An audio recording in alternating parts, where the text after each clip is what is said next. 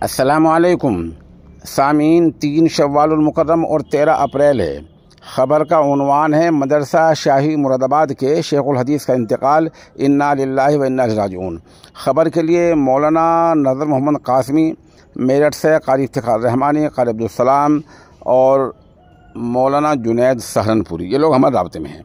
इन्होंने बताया कि उस्तादुल उलमा मौलाना शेख अब्दुल-सलाम रहमतुल्लाह अलैह का अभी तकरीबन 12 साढ़े 12 बजे इंतकाल हो गया है।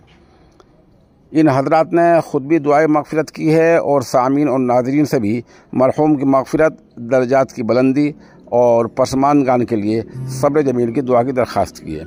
साथ ये अर्ज़ कर दूँ कि अभी तक इस बारे में इतनी ही मालूमात हो पाई हैं कि हज़रत की तदफीन कब होगी इसका भी मालूम नहीं हो पाया है। अलबत्ता इतना और पता चला है कि मरहूम ने शाही मुरादाबाद जैसे इदारे में तकरीबन 42 साल तदरीस खिदमात अंजाम दी हैं और वो इस वक्त उम्र के आखिर दौर में इदारे के शेखुल हदीस के मनसब पर फाइज थे।